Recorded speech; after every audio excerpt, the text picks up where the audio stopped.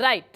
6 అయినా 100 అణుబాంబుల యుద్ధమే వచ్చినా సరే మిస్ వరల్డ్ పోటీలు జరిపి తీర్తానన్న కాన్ఫిడెన్స్ తోటి ముంగడు పోయిరు కదా తెలంగాణ సర్కారోళ్ళు.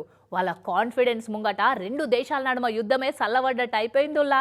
ఇంకేముంది, దునియా మొత్తం మన దిక్కే చూసేటట్టు ఓ రేంజ్లో షురూ చేసిర్రు ప్రపంచ సుందరి పోటీలను. ఏది ఏమైనా సరే మిస్ వరల్డ్ పోటీలు ఆపే ముచ్చటే లేదన్న తెలంగాణ సర్కారు నిర్ణయం తీసుకునే కదా. ఇక నిన్న పొద్దుకంగా హైదరాబాద్ హైటెక్స్ లా చిన్నగా జరగలే మిస్ వరల్డ్ పోటీల ఓపెనింగ్ హంగామా. భరతనాట్యం, కూచిపూడి, పేరుని అసుంటి మన ఆటలు పాటలు కళారూపాలన్నీ చూపెట్టారు కళాకారులు. తెలంగాణ గొప్పదనాన్ని, తెలంగాణ కల్చర్ను, తెలంగాణ టూరిజాన్ని ప్రమోట్ చేసే వీడియోని చూపెట్టిరు. వెనకసిరి సీఎం రేవంత్ సార్ వచ్చి ప్రోగ్రామ్ షురూ చేసిండు. గిట్లా అటు ఇటు 150 దేశాల అందగత్తలంతా హాజరుపడ్డరు. ఒకళ్ళని మించి ఇంకోళ్ళన్నట్టు ఉన్నారు అనుకోరాదు. ఇక నిన్న ఓపెనింగ్ కాడికెళ్ళి నిలాఖరు దాకా మొత్తం 22 రోజుల పాటు జరుగుతాయట పోటీలు.